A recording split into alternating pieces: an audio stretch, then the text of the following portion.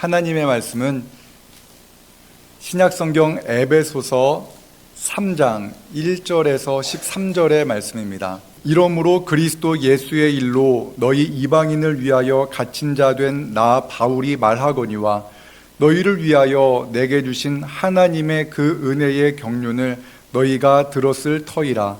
곧 계시로 내게 비밀을 알게 하신 것은 내가 먼저 간단히 기록함과 같으니 그것을 읽으면 내가 그리스도의 비밀을 깨달은 것을 너희가 알 수 있으리라. 이제 그의 거룩한 사도들과 선지자들에게 성령으로 나타내신 것 같이 다른 세대에서는 사람의 아들들에게 알리지 아니하셨으니 이는 이방인들이 복음으로 말미암아 그리스도 예수 안에서 함께 상속자가 되고 함께 지체가 되고 함께 약속에 참여하는 자가 됨이라. 이 복음을 위하여 그의 능력이 역사하시는 대로 내게 주신 하나님의 은혜의 선물을 따라 내가 일꾼이 되었노라. 모든 성도 중에 지극히 작은 자보다 더 작은 나에게 이 은혜를 주신 것은 측량할 수 없는 그리스도의 풍성함을 이방인에게 전하게 하시고 영원부터 만물을 창조하신 하나님 속에 감추어졌던 비밀의 경륜이 어떠한 것을 드러내게 하려 하심이라. 이는 이제 교회로 말미암아 하늘에 있는 통치자들과 권세들에게 하나님의 각종 지혜를 알게 하려 하심이니 곧 영원부터 우리 주 그리스도 예수 안에서 예정하신 뜻대로 하신 것이라. 우리가 그 안에서 그를 믿음으로 말미암아 담대함과 확신을 가지고 하나님께 나아감을 얻느니라. 그러므로 너희에게 구하노니 너희를 위한 나의 여러 환난에 대하여 낙심하지 말라. 이는 너희의 영광이니라. 아멘. 2023년도에 한국 영화 중에서 관객을 동원한 그 숫자가 200만 명을 넘은 영화가 단 한 편도 없었다는 이야기를 들었는데, 최근에 개봉한 범죄도시 3편이 개봉한 지 나흘 만에 300만 명을 돌파했다는 이야기를 들었습니다. 스마트폰으로 영화를 보고 드라마를 보는 이때에 비싼 돈을 주고 영화관에 간다. 그리고 이렇게 많은 사람들이 영화관에 가는 이유는 무엇일까에 대해서 한번 생각해 보았습니다.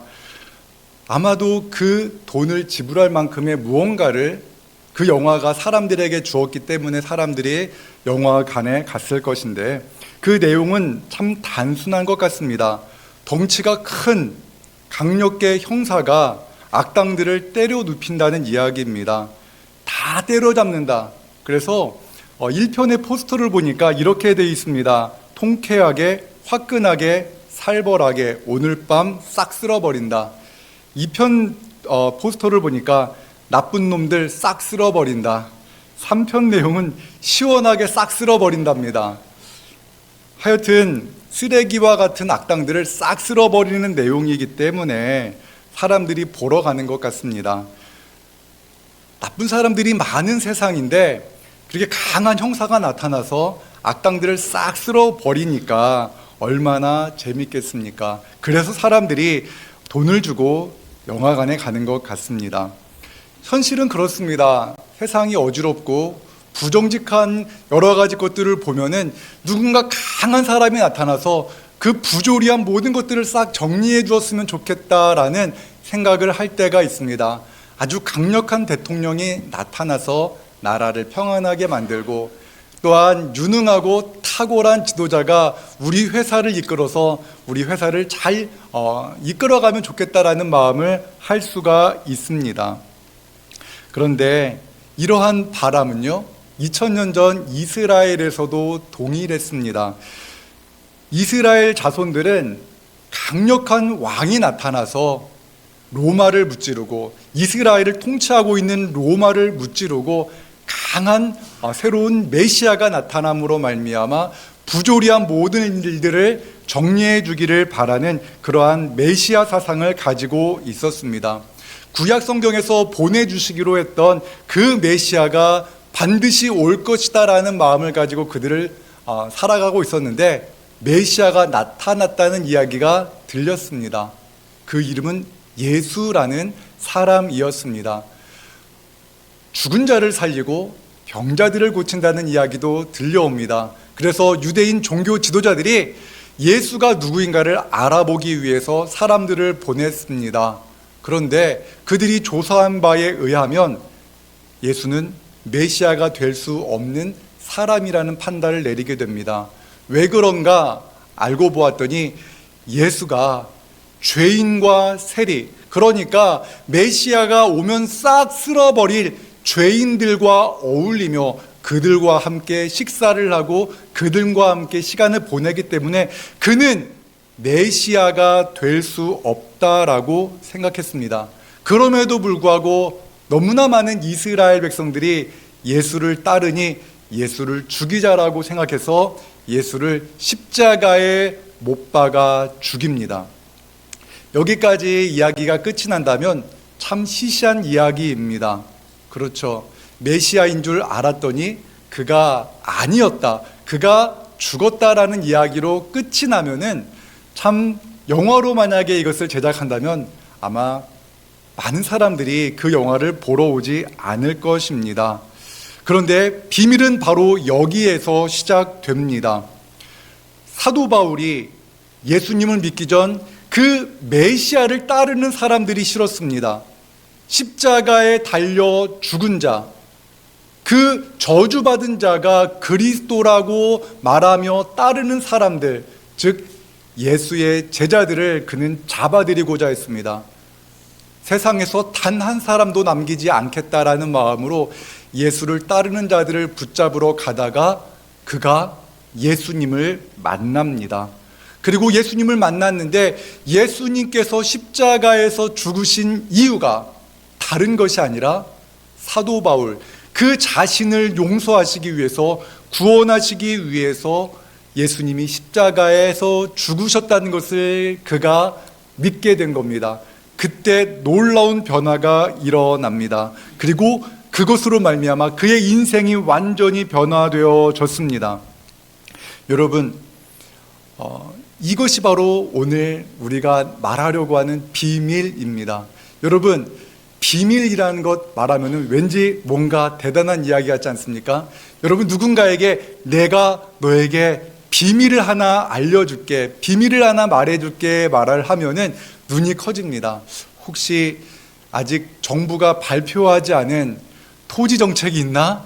그 땅을 사면 되지 않을까? 아니면 내가 알고 있는 어떤 사람의 은밀한 어떠한 죄가 있나? 이러한 것들을 기대할지 모릅니다. 그런데 누군가를 불러다가 내가 비밀을 이야기해 줄게 라고 말을 하면서 그의 귀에 대면서 하나님이 죄인인 당신을 위해 독생자 예수 그리스도를 보내주셨고 예수님께서 당신의 죄를 위해 십자가에서 피 흘리셔서 당신을 구원하셨어. 이제 당신은 더 이상 멸망당할 죄인이 아니라 이제 하나님의 자녀야 라는 말을 귀에다 대고 속삭이면 어떤 일이 벌어질까요? 제가 예전에 어린 학생들한테 했더니 목사님 이게 뭐예요? 이렇게 말을 하더라고요. 너무나 당연한 거라고 생각을 합니다. 그것이 비밀이 아니라고 말을 합니다. 여러분, 그런데 예수 그리스도께서 나를 위해서 십자가에 달려 죽으심으로 내 죄가 용서받고 또한 내가 멸망당할 죄인이 아니라 하나님의 자녀로 바뀌었다는 것이 이 세상이 얼마나 타락했는지를 알고 나면 그것이 은혜가 됩니다. 인도 설화에 나오는 공명조라는 새가 있습니다. 공명조는 눈 덮인 히말라야 산맥에 사는 전설의 새입니다. 몸은 하나인데 머리가 두 개입니다. 한쪽 머리의 이름은 가루다이고 다른 쪽은 우파 가루다라고 합니다. 한쪽 머리가 잠들면 깨어있는 한쪽 머리가 하늘을 날고 또 먹이를 먹고 한다는 그러한 전설의 새입니다. 하루는 우파 가루다가 잠든 사이에 가루다가 맛있는 과일 열매를 발견하고 그 과일 열매를 다 따먹었다고 합니다. 그런데 나중에 우파 가루다가 자기를 안 깨우고 그 맛있는 과일을 다 먹었다는 사실을 알고 난 다음에 너무 화가 났습니다. 너무 화가 나가지고 가루다가 잠든 사이에 우파 가루다가 독이 든 열매를 따먹었다고 합니다. 독이 든 열매를 따먹고 복수를 한 겁니다. 그러면 어떻게 됩니까? 독이 든 열매가 몸에 퍼져서 결국에 그 공명조가 죽었다고 합니다. 어찌 보면 참 시시한 이야기 같지만 이 시대의 상황들을 너무나 자세히 말해주는 이야기가 아닌가 생각합니다. 한 몸을 이루었음에도 불구하고 나 몰래 맛있는 과일을 먹었다는 것에 분노한 것이 바로 우리의 모습입니다. 서로 마땅히 사랑해야 하는데 작은 이해 다툼으로 인하여서 싸우고 만나지 않고 다시 안 만날 사람처럼 서로 심한 욕설을 하는 것이 우리 주변에서 나타나는 일이고 또한 우리의 모습이기도 합니다. 싹 쓸어버려야 할 대상이 다른 곳에 있는 것이 아니라 내 주변에 있다면서 참 살기 힘들다라고 말하는 것이 우리의 모습입니다. 사도 바울이 바로 그러한 삶을 살아갔었습니다.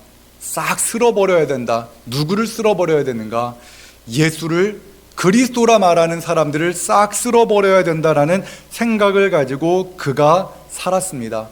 그리고 그는 예수를 믿는 자, 예수의 제자들을 잡기 위해 가던 중에 그가 예수님을 만났습니다.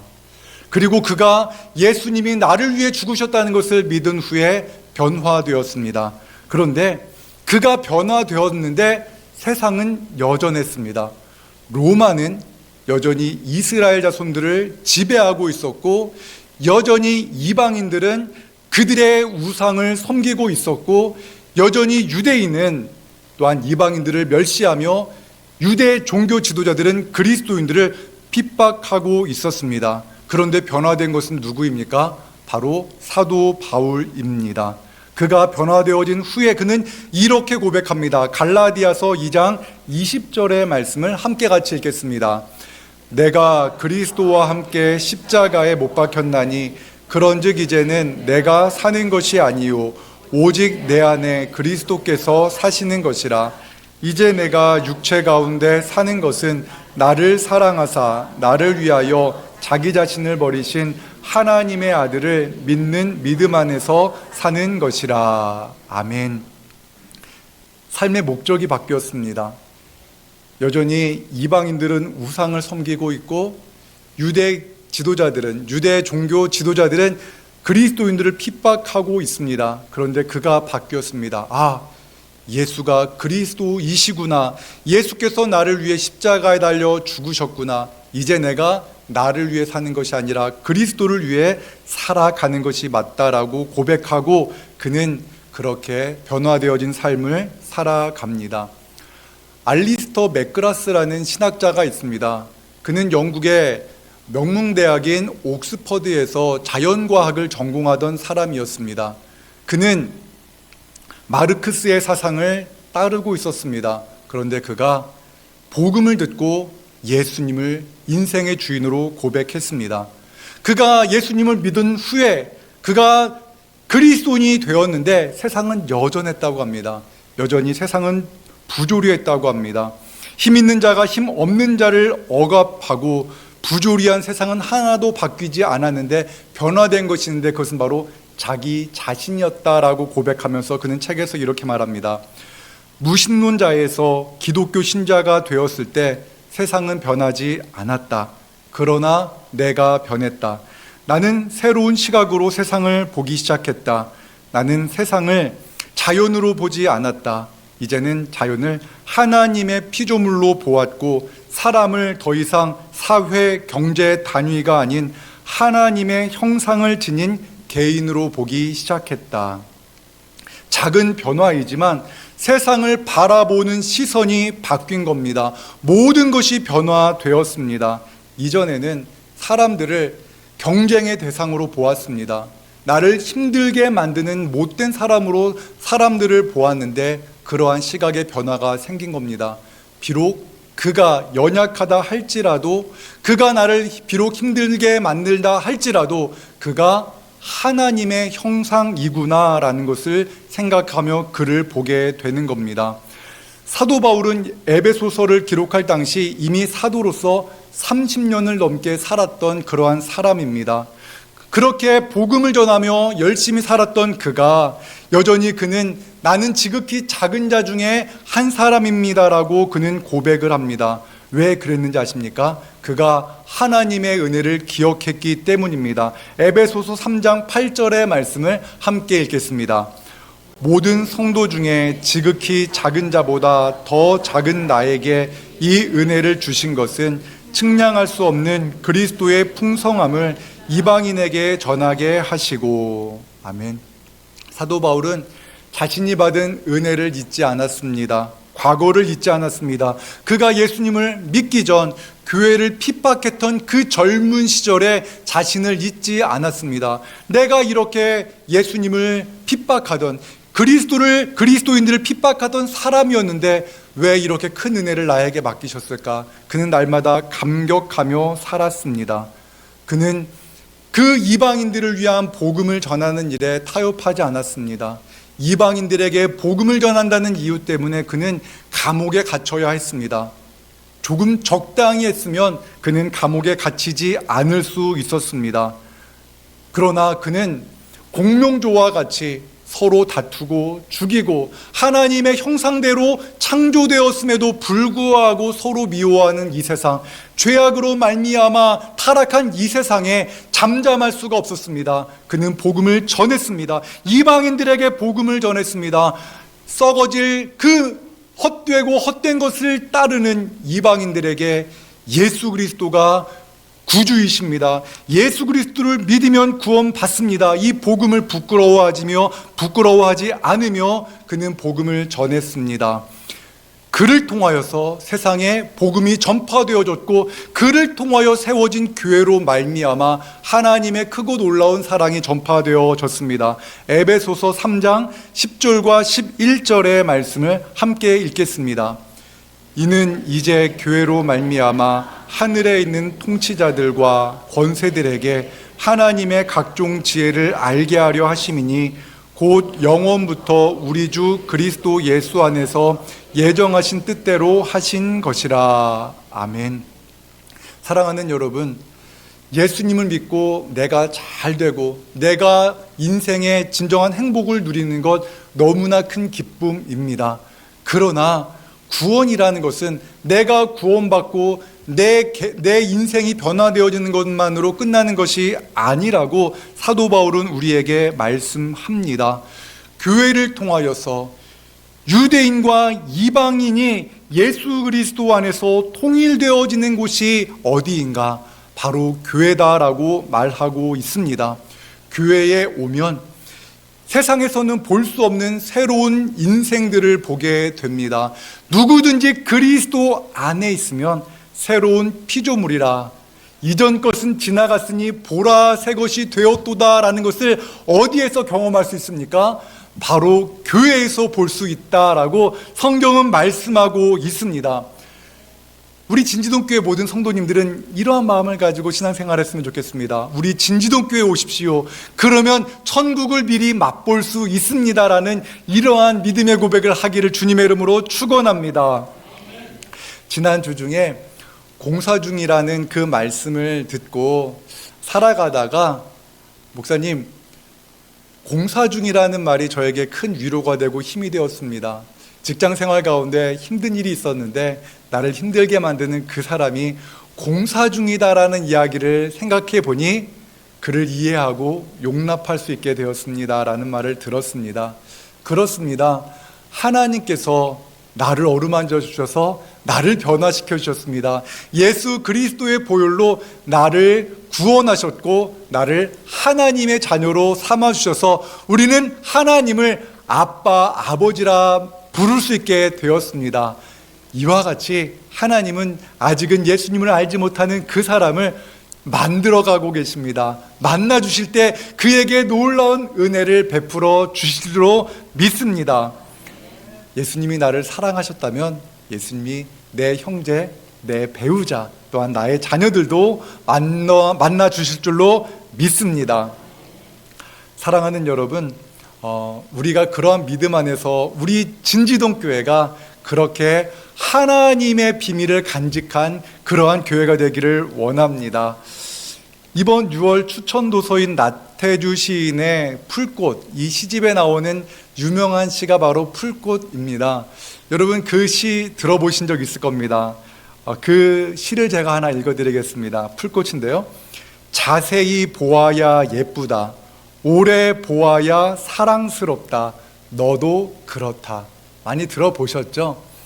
그런데요, 하나님이 창조하신 풀꽃은 자세히 보고 오래 보아야 사랑스럽습니다. 그런데 사람은 안 그렇습니다. 자세히 보면 눈가에 주름과 점이 보입니다. 늙어 보이고 못생겨 보입니다. 사람을 오래 지켜보면 실증이 납니다. 나도 그렇습니다. 여러분, 사람은 그래요. 그런데 그 하나님이 창조하신 그 풀꽃과 같은 사람이 언제 예뻐 보입니까? 내가 예수 그리스도의 그 놀라운 은혜로 말미암아 내 시선이 변화되어질 때 내 옆에 있는 사람이 예쁘게 보이는 줄로 믿습니다. 자세히 보면 볼수록 하나님의 형상대로 창조되어진 내 사랑하는 가족이 사랑스러워질 수 있는 것은 내가 예수님의 시선을 가질 때인 줄로 믿습니다. 하나님이 어루만지실 때 놀라운 은혜가 있는 것입니다. 사도 바울은 이것을 믿고 그러한 마음으로 복음을 전했던 것입니다.